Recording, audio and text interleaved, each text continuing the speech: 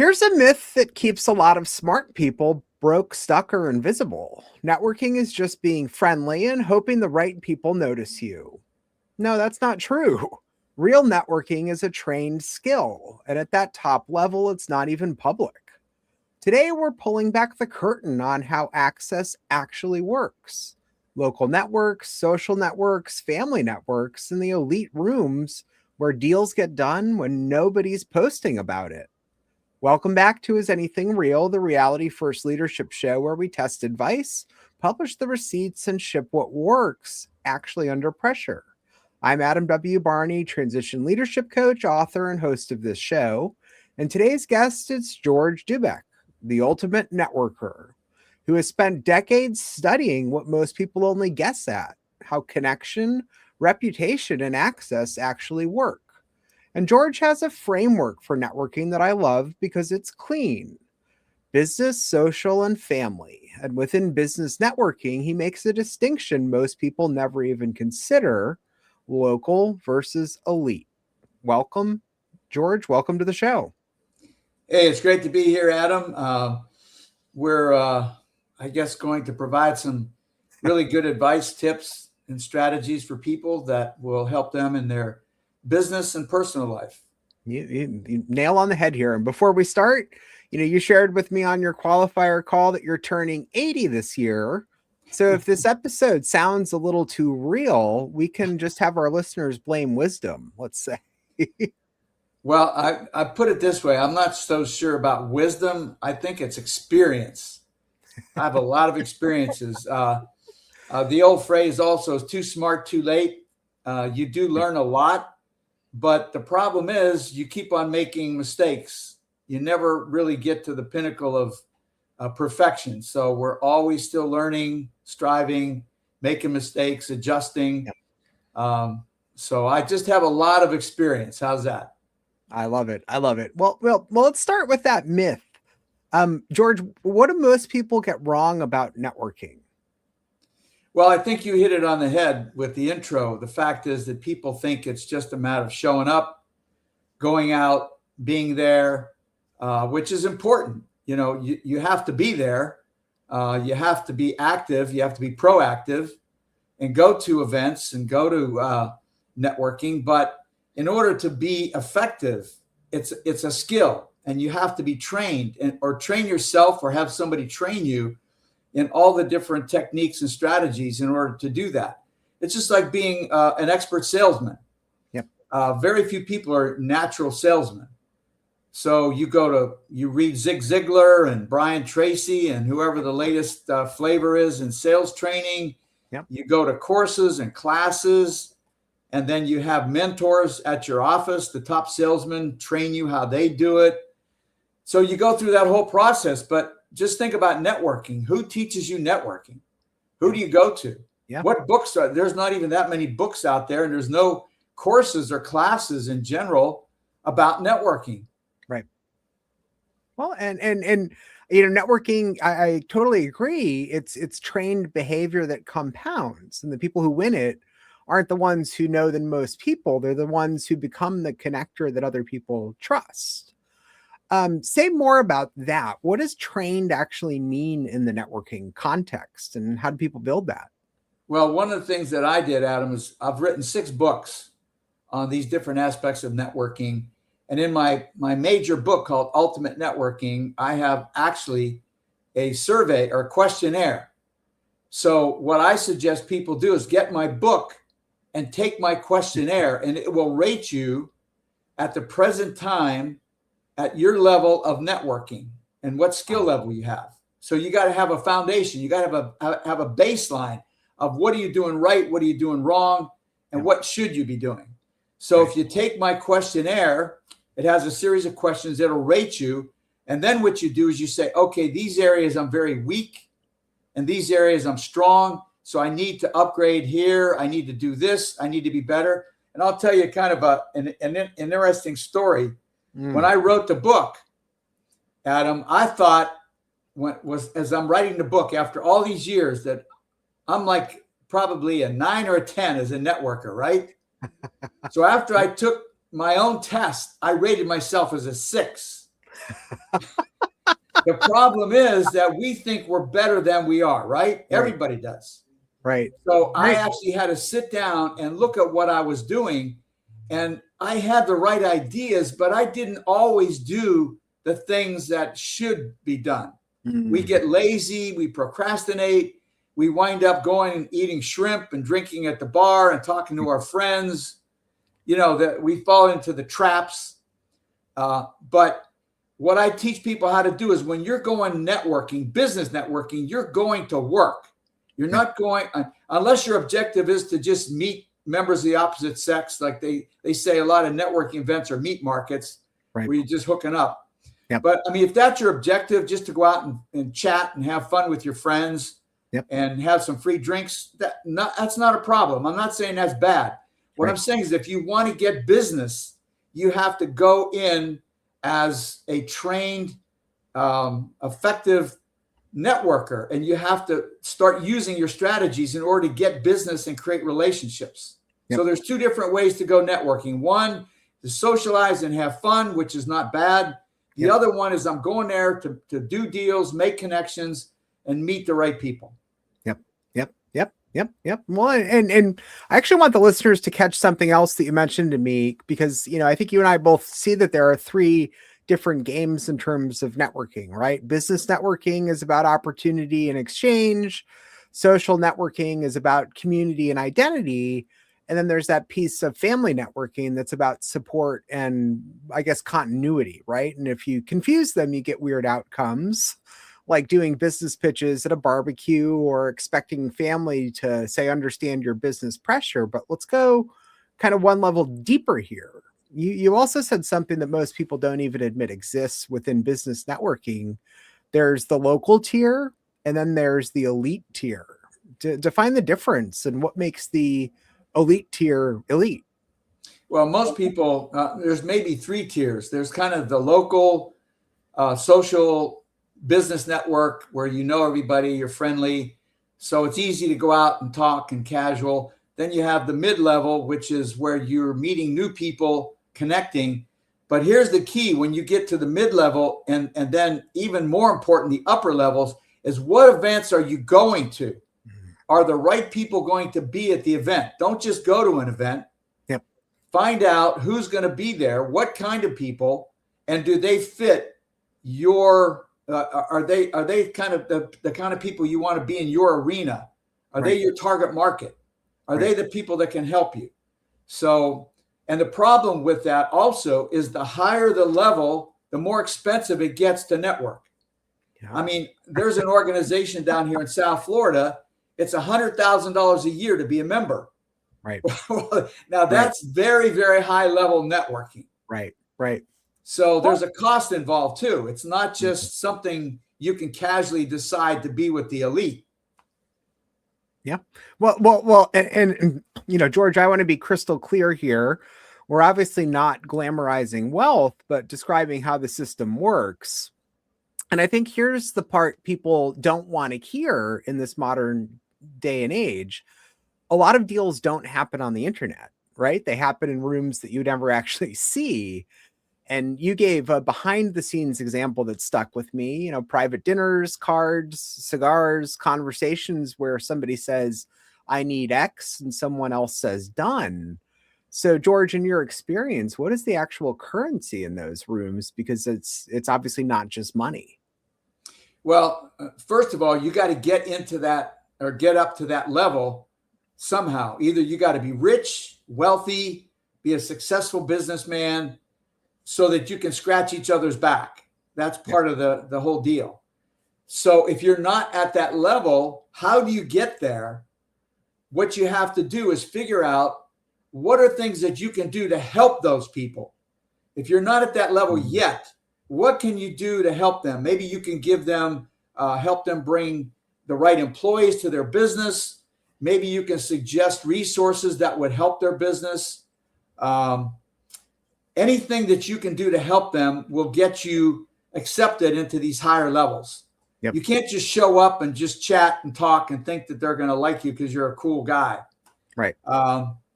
You have to have something, or you have to have a relationship with somebody already in advance. You have to be Right. a friend of somebody's father, or you have to be in the family. Yep. That helps. I I mean, remember there was a famous stained glass artist. Did you ever hear of Tiffany Glass? oh yes.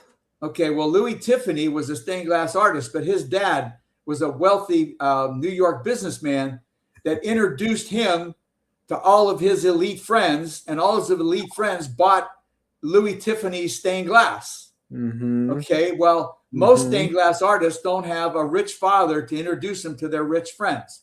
So Right. that's kind of like how that family thing goes.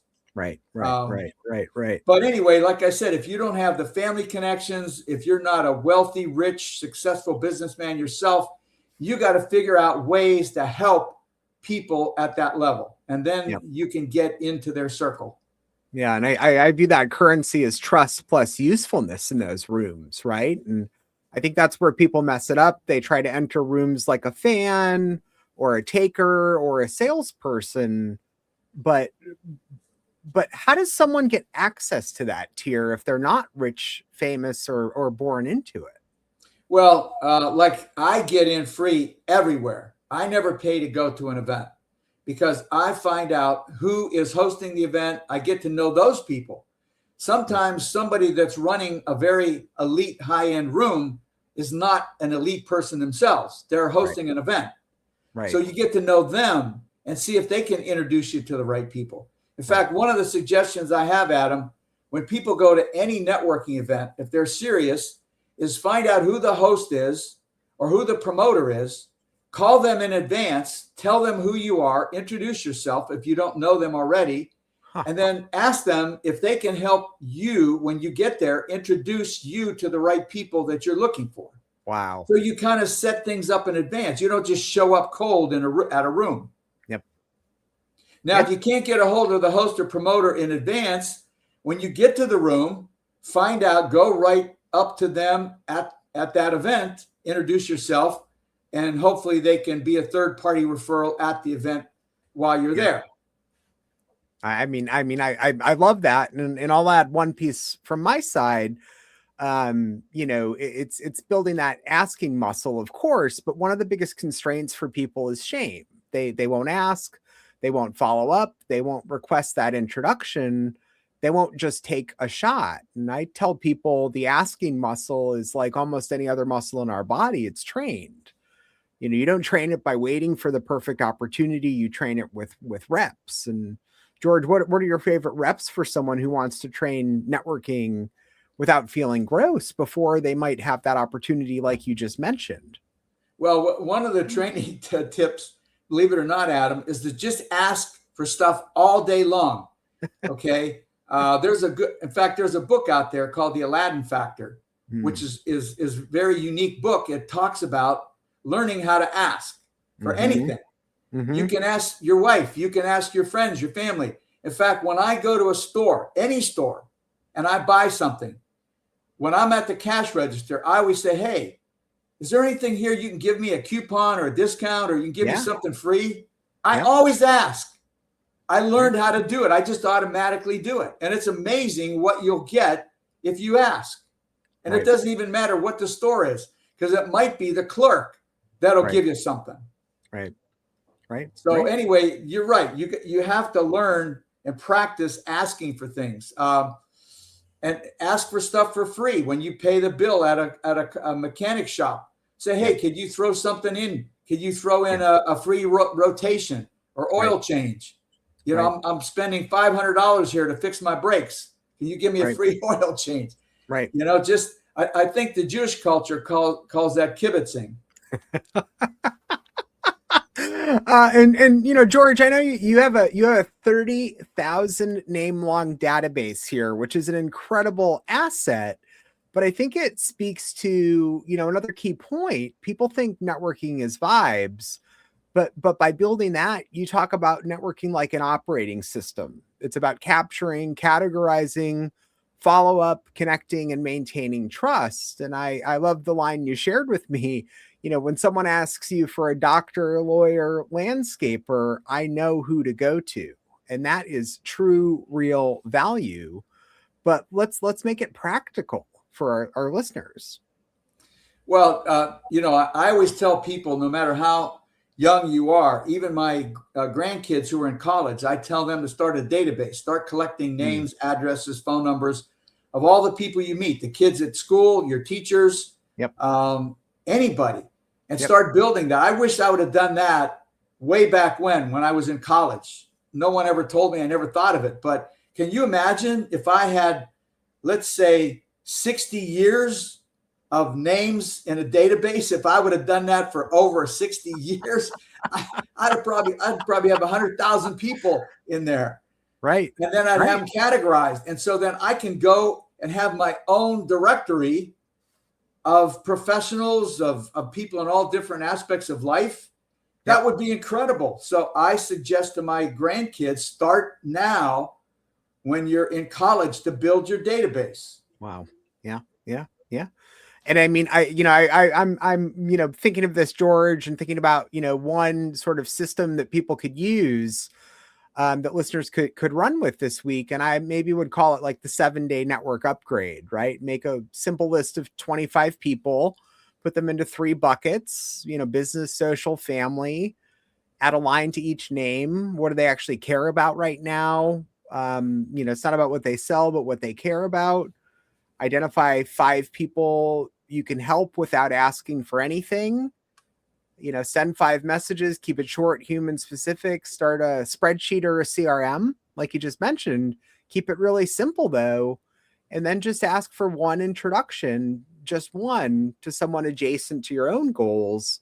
And obviously follow up with gratitude and close the loop. And I think actually, that's another good thing too, is that once you build up this list and you have people in different categories, you can pick up the phone or text and say, hey, in fact, I just did that yesterday. I contacted a whole slew of people that I was looking for, people that are members of chambers of commerce. Mm-hmm. So I called up everybody that I could as I'm driving, because you can do it on the phone while you're driving. Yep. I was calling up people on my list saying, hey, you know somebody that's a member of a local chamber of commerce? Yep. So that's what I was looking for. So I was calling my list and just asking people, who do you know? Right. So you can do that all day long. Ask for whatever you want. If you're looking for somebody to hire for a job position, if you're looking for a job yourself, call everybody on your list and say, hey, I'm looking for a job. Can I send you my resume? Do you know somebody? Yeah. Just keep it going.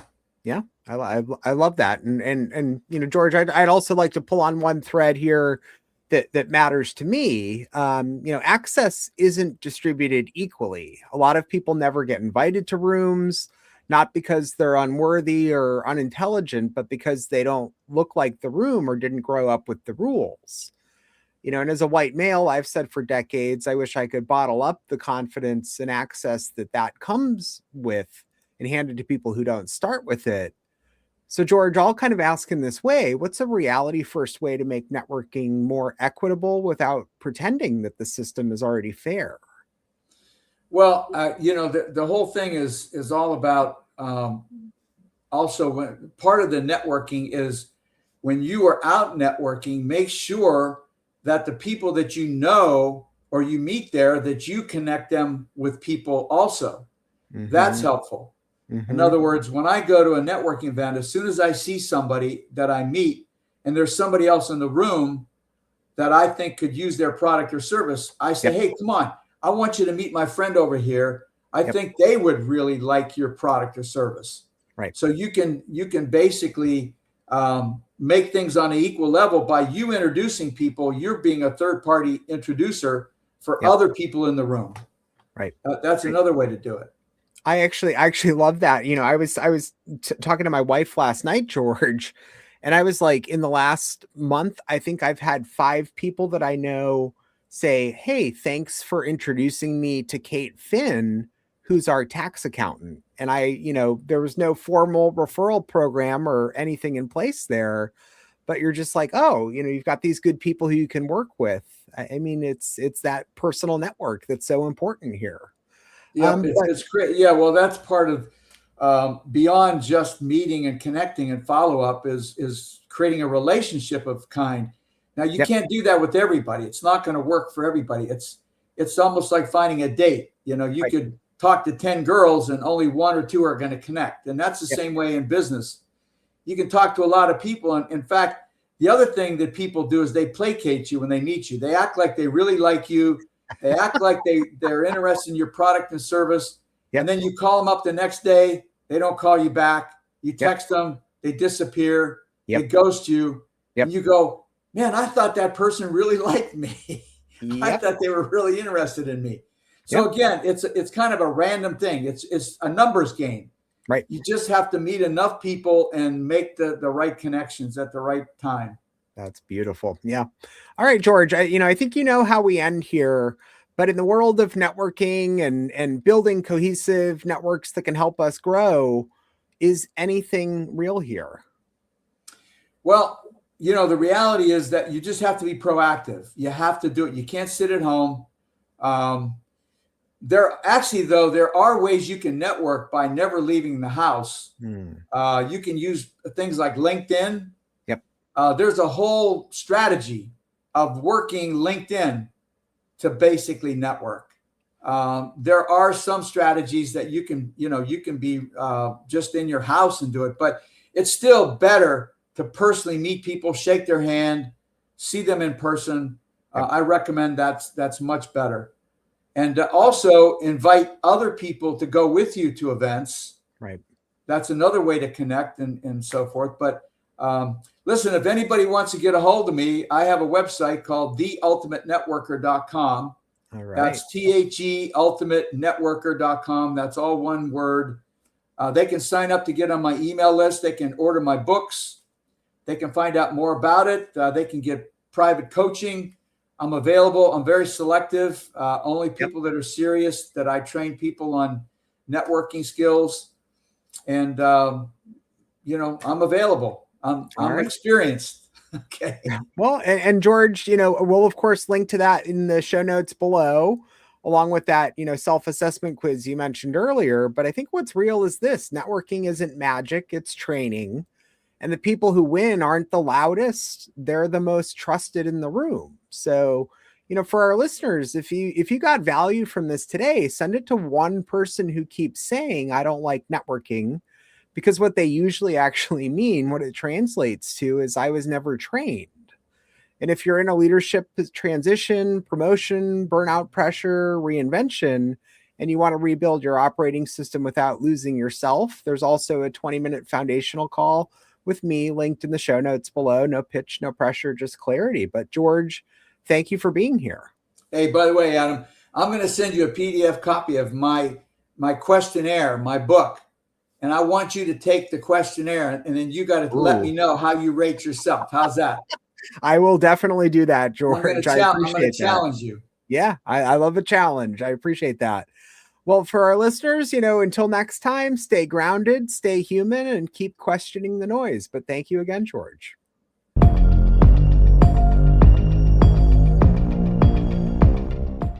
If this episode of Is Anything Real resonated, you're probably at a moment where the old playbook isn't holding anymore.